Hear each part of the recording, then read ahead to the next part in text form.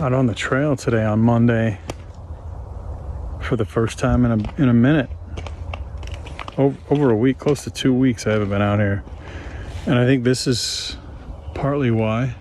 You see all that? That's a glacier. All the way from up there and even further. And it goes all the way down.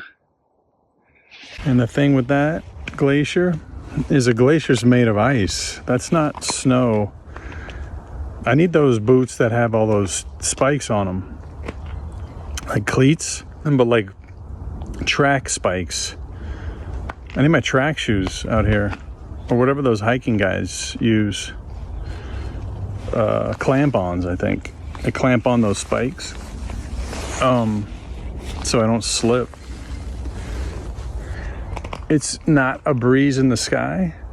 Also, not really even a clouds. They're very thin, misty clouds that you can see blue through them.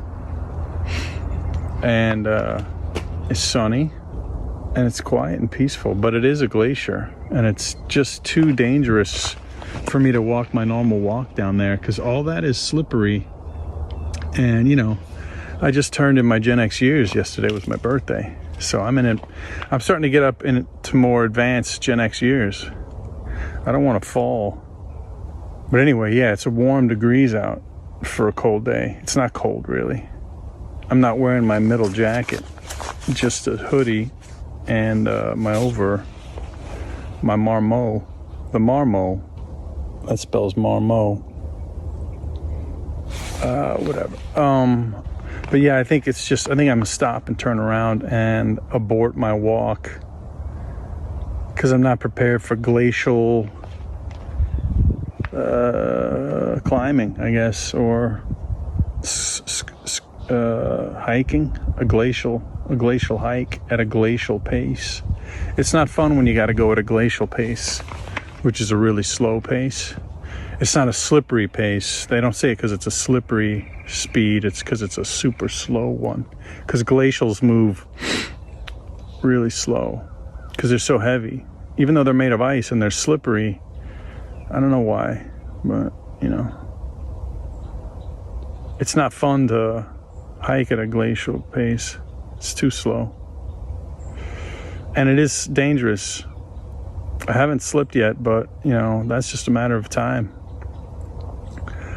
There's hardly any room on the sides where there's no ice, where the glacier's just in the path, like perfectly in the path, except for parts where it's melted, which is nice, but like not enough parts have melted. I wonder what the swamp beavers do in these situations. They probably are hibernating underground. And I'm sure Jackal Michelson's got his clamp-ons. No doubt he's prepared for this, so I'm not worried about him.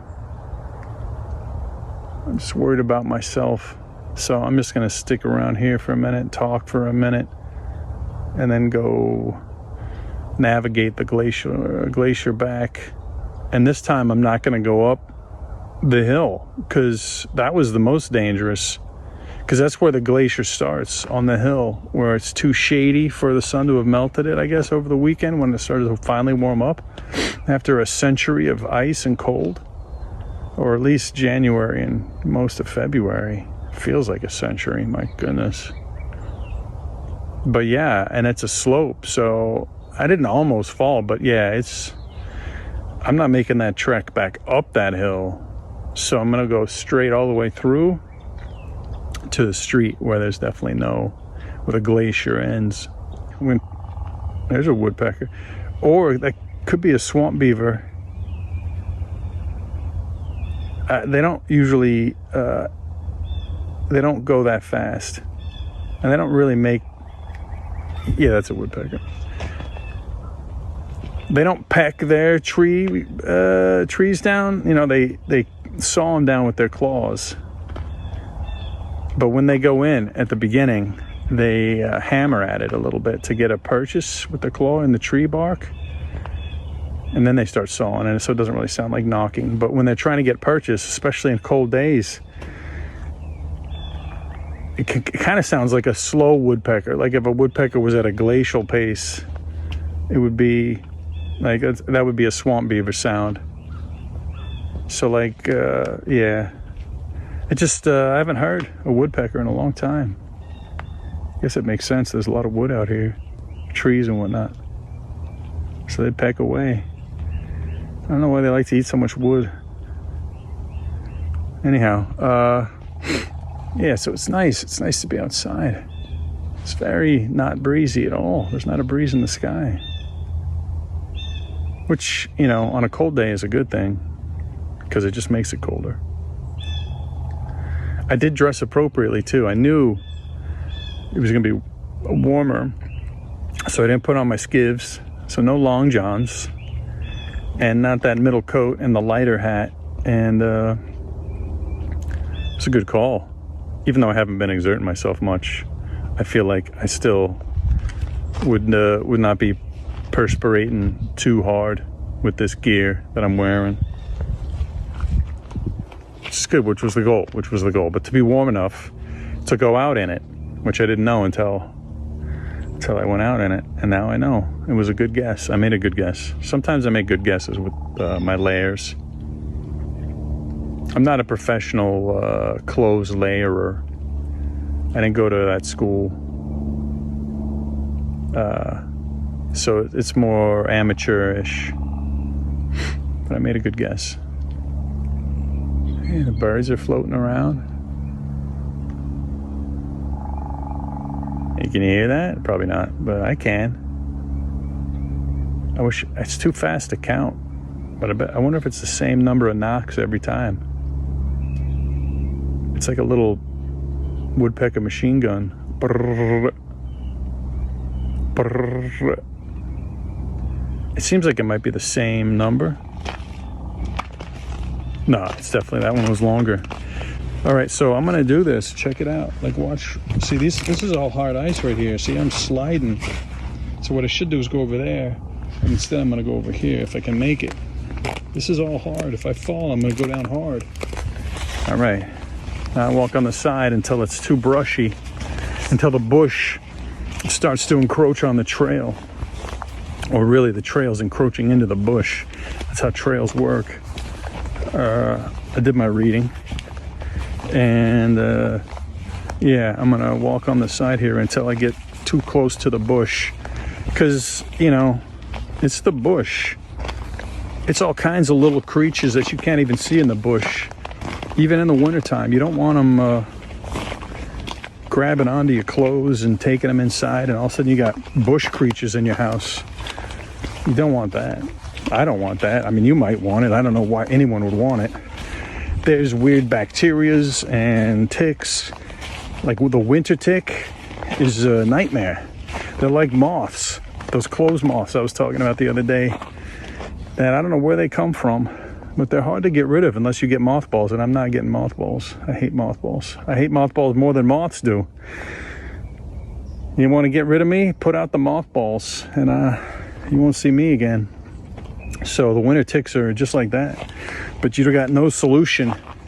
You got to blowtorch them with like an acetylene blowtorch. It's very dangerous in the house, obviously, because you catch other things on fire, but that's how you got to take care of a winter tick. And that's just some of the creatures in the bush. You know, they're small. The big ones run away, but the little ones that are hanging out on the bush sticks and the bushes in general, the bushes per se, and the bush sticks, and these creeper vines, all this stuff, the grasses and the leaves, yeah, you want to stay out of the bush. Obvious. That's why there's a trail. But like I said, the glacier's on the trail, and it's not worth, it's a 50-50 really. I want to stay out of that bush for the reasons just stated, but I don't want to fall down hard or even at all on the glacier here. So I'm taking my chances. I'm pretty well bundled up, but that doesn't mean winter ticks don't care. They'll jump on your jeans, on your boot straps, and they know you're going to carry them inside at some point. They'll jump off and they'll go burrow themselves somewhere in your house. And when you're sleeping or your pets are sleeping, they'll jump on them and start doing what ticks do. Winter ticks are the worst. Don't they suck your blood like mosquitoes, or if they lay their eggs like aliens? I don't know what it is. I've never had a winter tick problem, knock on wood. And I don't plan on starting now. It's fine when you're on the trail. They don't jump very far. They have to be like that. They have to be wiped onto you. They don't jump. That's why it's safe if you're not in the bush, but the bush is just really close. You're safe if you don't wipe a bush on you. That's where it gets trouble, because they're very small. They're like bacterias, the winter tick. But yeah, they're tough to get rid of. They're so small, you can barely see them. Like I said, I've never had one, so I don't know. But I think whatever they do to yourself, I think they do suck your blood, and they get all bloated and blood-filled, like a mosquito's butt. You know, when it sucks your blood, its butt gets all big, and you've seen a video, right, where that butt gets, they got a tiny little skinny butt, and then they put that prospectus in your skin, and they start sucking that blood out, right? And their butt gets all big and bloody. It's gross. That's what happens with the winter tick. And you can get diseases from it. I don't think you get the Lyme's disease from winter tick, though. I'm not sure what it is. But you don't want any of these bush creatures from the bush. You don't want to track them inside. It's funny how they like to, you know, they don't really want to be inside anyway, most of them. But, you know, if you wipe the bush, if you're going through the bush and you're wiping your clothes are wiping on the bush is wiping on your clothes, you know, they just come off the bush onto your clothes. They didn't want to be there any more than you wanted them there. Winter ticks are a little different. They do need their blood. So they prefer human and pet blood. Whatever pets you got, they like that blood. And your own blood, they like it. But most bush creatures aren't aggressive, but they're just not good. No offense. They live their lives. I live my life. But if you get like a bush bacterium in your system, you'd be on that toilet for days. That's what I heard. I don't get them, but I'm just saying that's what you can read this stuff on the dark web about the bush creatures. The little microbial bush creatures, the ones that I'm talking about here. Again, not like the big ones that skedaddle and scatter. Like that birdie. He's walking there. Can you see him? Probably not. He's right in the middle of the trail. He's right next to that ice glacier. I can see the light shining off his beak. There, he's right in the middle of the glacier. He must have clamp-ons or something. He's a road runner. He looks like look at him, he's running. Why does the birds run when they can fly? I don't know. That's what they call road runners, I guess. Anyhow. Yeah, so be careful of the bush when you're out, especially in the wintertime when it gets glacier and you're tempted. Best to probably just turn around and go back inside, but it was too late for me.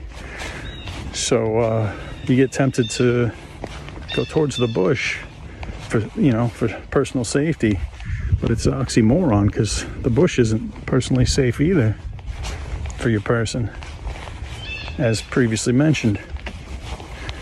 Belabored even, but I just want to drive the point home. It's important to stay out of this scrubby bush for the winter ticks and the microbials.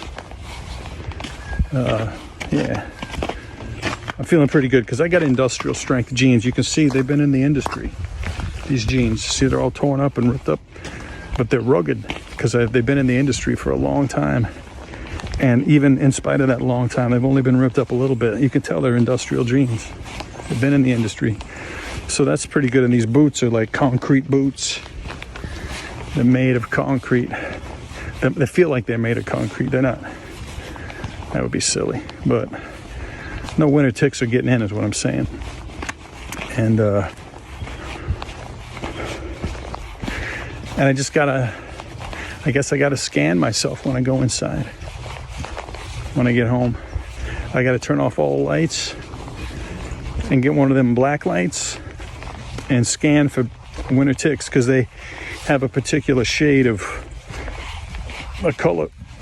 When you scan them, I think they glow like lime green. It's confusing because of Lyme's disease, but first of all, Lyme's disease aren't made by limes. They're not, Lyme's disease isn't a green disease. It's just a coincidence that they use that same word, a lime. But the winter ticks under the black light do have a lime. Well, it's more brighter than that, but it's green, like a lime is green, but brighter, like a candy apple lime. You know what I mean? Like, you know how like candy apple red is like really shiny bright red? Like candy apple lime is, it's like a light bright shiny green. That's what the winter ticks color looks like under a black light in the dark. You know how like if you're like a CSI and you're investigating and you carry around that black light and you turn off you turn it on to see if there's different fluids and whatnot. You can also see if there's winter ticks on you or on your clothes. So I guess just to be safe, I got to do that. Luckily I have a few black lights in the house. I come prepared generally for things that I know about. I'm sure there's things I don't know about, of course. But yeah, nah, that's better. See, now the glacier's gone, pretty much. But not here. Look at that. Where are them swan beavers? You can't explain it. When you got a situation that you can't explain, it's probably best to move out of the region. So I'm gonna keep walking. But anyway, yeah, so I'm gonna scan myself for winter ticks. I didn't brush, I didn't do any of this, so I probably don't have any. But like I said, it's better to be safe than sorry. And that's the first trail walk talk in a minute. Just an observation. I'm pretty observative when I'm in it. You know what I mean? Other times I am pretty observative because of ADHD. Because even when I'm in my flow state talking like I am, I'm still, you'll notice when I make videos, I'm not afraid to look you in the eye. Trust me, I'm not afraid of you. There's no fear, not in that regard. It's boring to look in not your eyes. I'm not actually, just so you know, I'm not looking in your eyes. I don't see you. I don't know who you are. I'm looking at an electronical eye, a camera lens, not even. The top of the iPhone, which has got a tiny little hole and a little green light.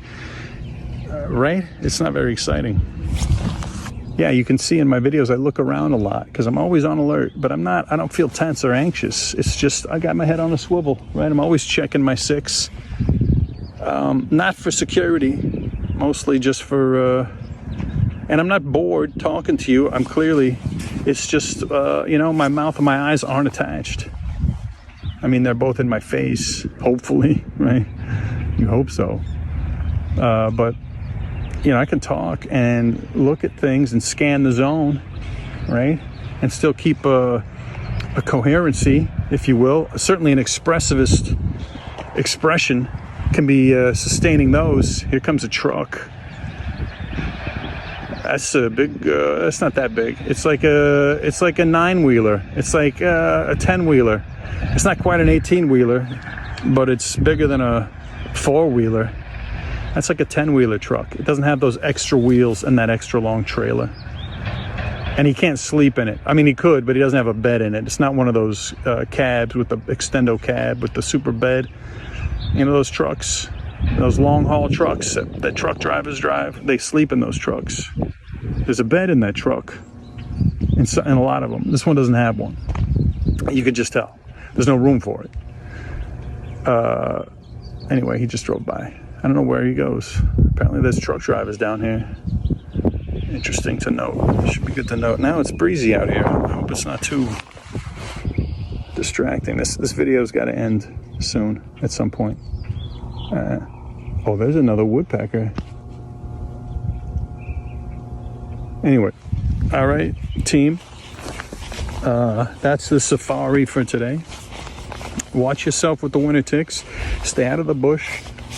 If the trail is too glacial, and slickery, which a glacial is slickery, then I advise turn around and go home, or change your plan, stay off the glacier. You don't want to have to slip into the bush and deal with bush monsters and winter ticks. All right, and on that note, check it out. A new tale from the trail.